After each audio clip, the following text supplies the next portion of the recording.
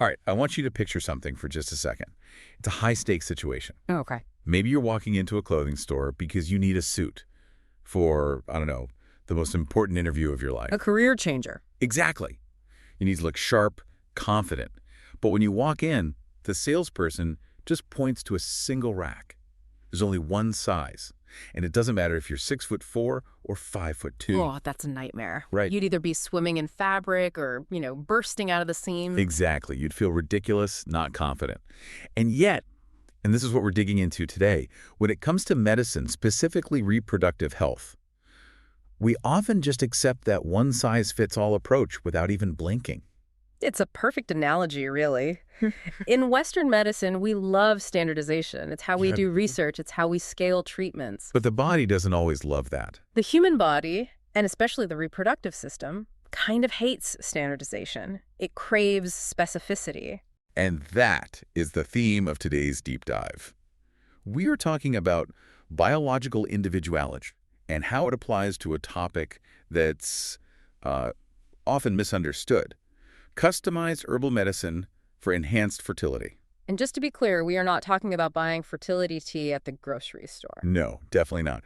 We're talking about clinical customized protocols. And we've got a massive stack of research today. We do looking at excerpts on customized herbal medicine for enhanced fertility.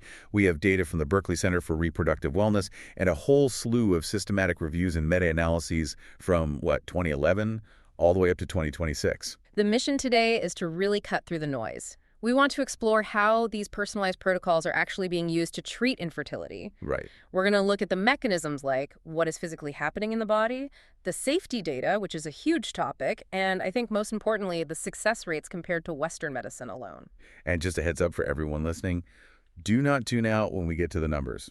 Because I saw some stats in these documents, specifically for really difficult diagnoses like low ovarian reserve, that honestly made my jaw drop. It completely challenges the conventional view of what's possible. It really does.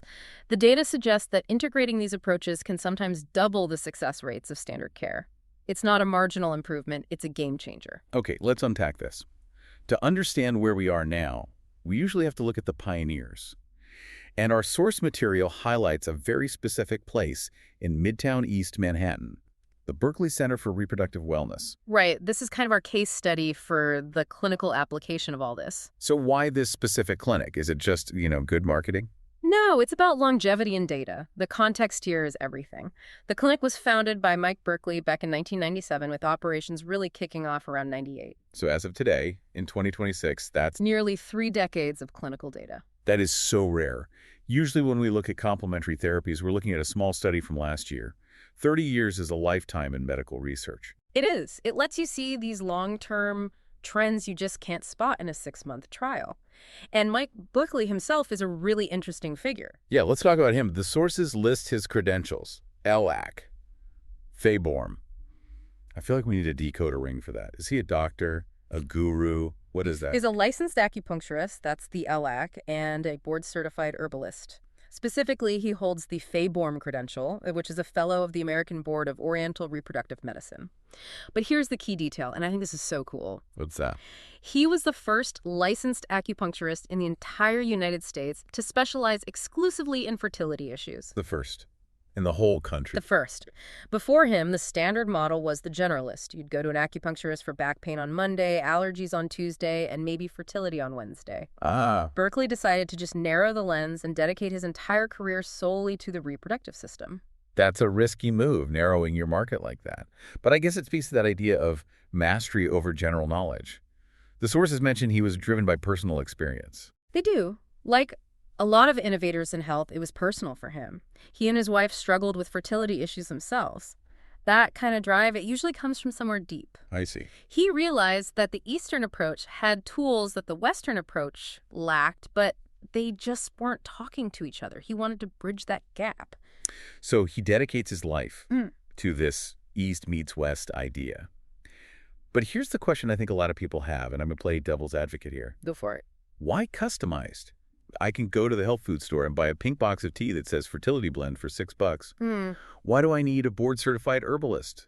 Why not just drink the tea? That is the million-dollar question, and it goes right back to your suit analogy. Okay. That T at the grocery store, that's a generic roadmap.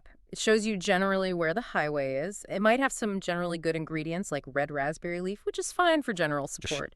But customized medicine, that's a GPS that updates in real time based on traffic, road work, and weather conditions. I love a good GPS analogy. But break that down biologically. What is the GPS tracking? So generic supplements give general support. They assume everyone needs the same thing. But customized medicine, it targets the root causes. Okay. In fertility, the root cause for one person might be, say, low progesterone, which leads to implantation failure. For another person, it might be high inflammation from endometriosis. For a third, it could be poor egg quality from oxidative stress. So if my issue is progesterone and yours is inflammation, the grocery store tea treats us exactly the same. Exactly. And here's the kicker. For one of us, it might do nothing. For the other, it could actually be counterproductive, depending on the ingredients. Right. Customized herbal medicine looks at the patient's whole constitution, their tongue, their pulse, their blood work, and builds a formula to fix their specific broken link in the chain. So it's not just help fertility in general, it's help this specific person's fertility. Precisely. It aligns with your specific biology. Okay, that makes sense conceptually. Right now. But let's get into the nitty-gritty. I want to know the how, because I think there's a huge misconception that herbal medicine is just, I don't know, magic potions. Right, the woo-woo factor. Or it's just the placebo effect, just Yeah. relax and drink this tea. Yeah. But the sources outlined very specific biological mechanisms. So what is actually happening inside the body? Well, the sources identify 3 major mechanisms of action, and these are not mystical energy flows. These are real physiological processes. Okay. The first one involves the control tower of your hormones. It's called the HPG axis. The HPG axis. That's Okay, that sounds like a sci-fi corporation or something. Yeah, it kind of does. It stands for hypothalamic pituitary gonadal axis. It's the communication loop between your brain, specifically the hypothalamus and pituitary gland, and your ovaries. So the brain sends a signal and the ovaries respond. Exactly. It's a feedback loop. The brain says, release an egg, and the ovaries say, okay, here's some estrogen. But in many cases of infertility, that signal is full of static. Yeah, maybe the brain is shouting and the ovaries aren't listening. Or the timing is off, like a conductor leading an orchestra where the violins come in too late. And the herbs fix this. How? Certain herbal compounds have phytochemicals that interact with these receptors. They modulate the signal. It's like tuning a radio. They clear the static, so the hormones, FSH, LH, progesterone release consistently and in the right rhythm. Okay, so that's the brain-to-body signal. Mechanism number 1 is better signaling.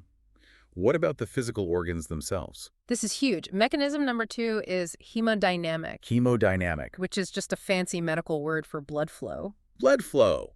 It sounds so simple, almost too simple. Just get more blood there. Why is that so critical for fertility? Well, think about it. How do hormones, oxygen, and nutrients get delivered to your ovaries? Through the blood, obviously. Right. And the ovaries are incredibly metabolically active. If they have poor circulation, which can happen from stress, age, sedentary lifestyle, they're essentially being starved. They can't produce high-quality eggs if they aren't getting the delivery of goods. So it's like trying to run a high-tech factory, but the delivery trucks are all stuck in traffic. That's a perfect way to put it.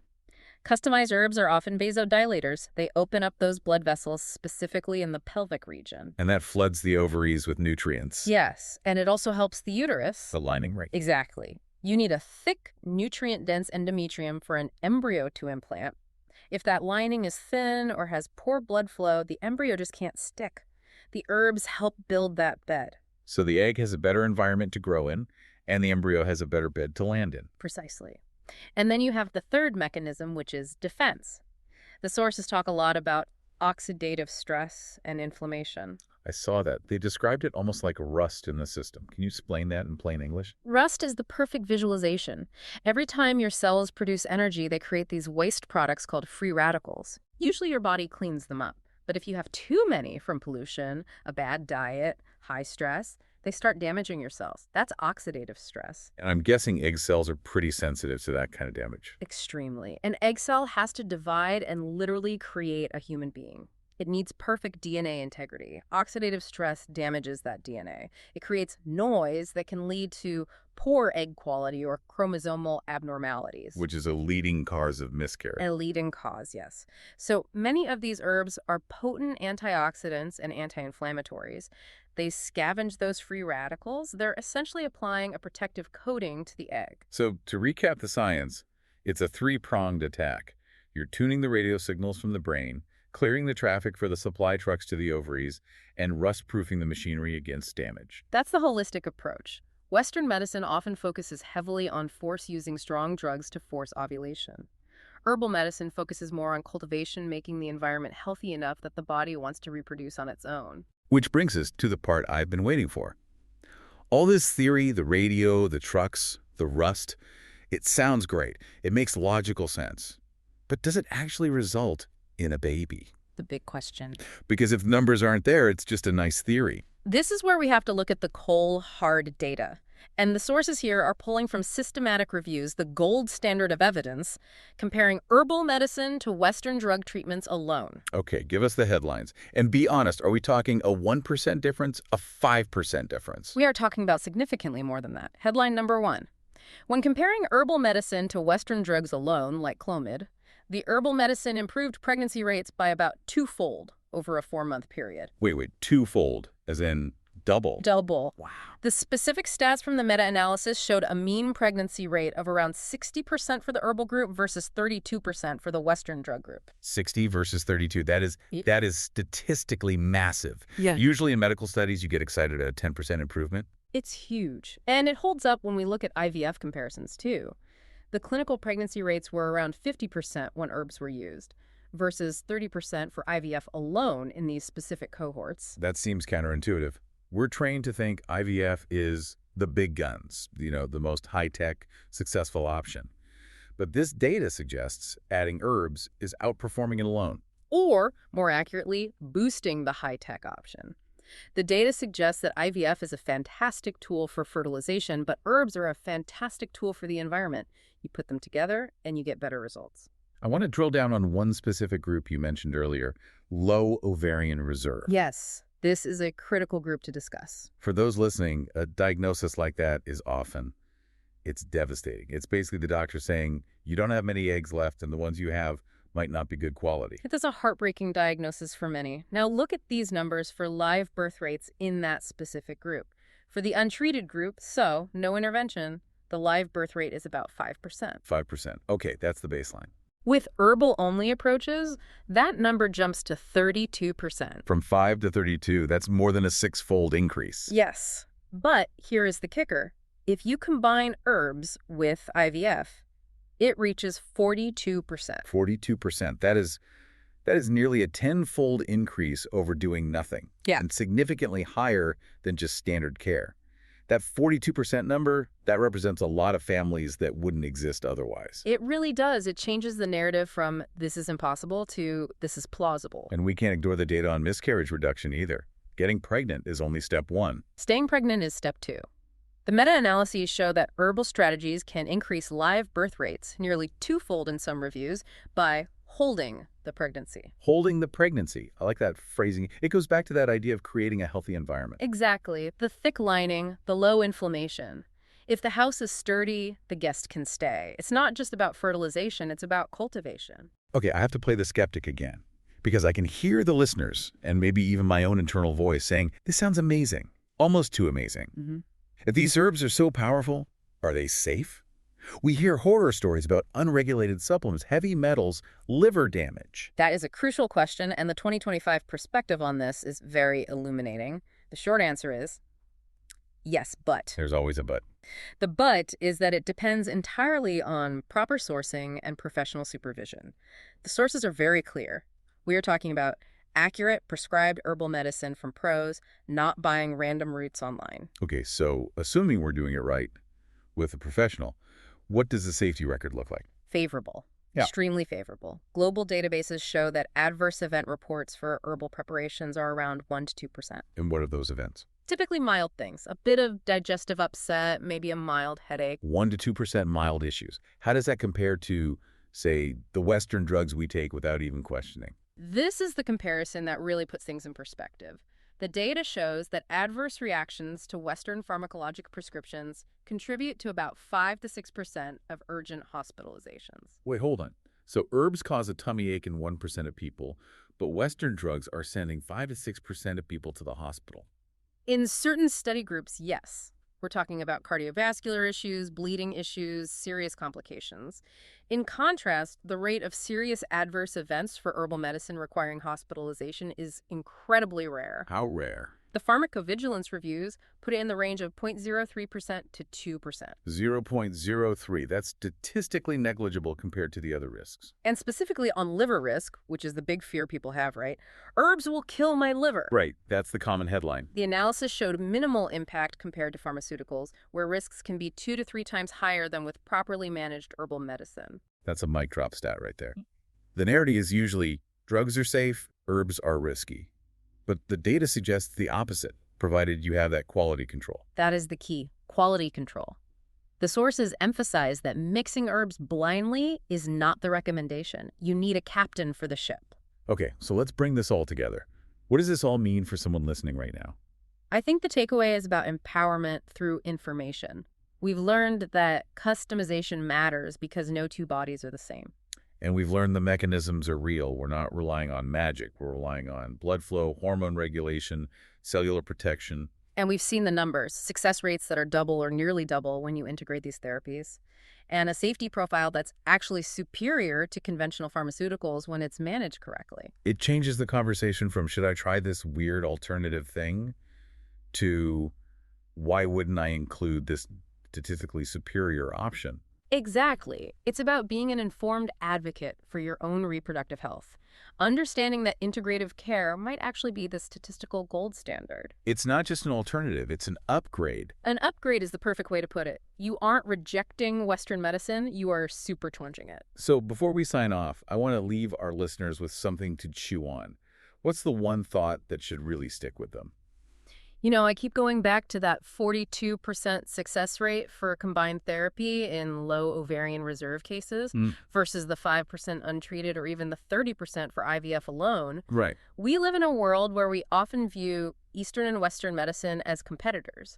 One is alternative and one is standard. It's like a boxing match. Choose your fighter. But looking at this data, the real question isn't which one should I choose. The real question we should be asking our doctors, our insurance companies, our policymakers is, why aren't we demanding that every fertility treatment be an integrated one? That's a powerful point. If the goal is a healthy baby, and the data clearly shows that integration wins, why is the separation even still a thing? Why is the herbalist on the other side of town instead of down the hall from the reproductive endocrinologist? Why settle for one tool when you can have the whole toolbox? Exactly. That is a powerful question to end on. Why aren't we demanding the upgrade? Thank you for taking us through this. This has been eye-opening. My pleasure. And thank you to everyone listening to this deep dive. As always, stay curious, stay informed, and we will catch you on the next one.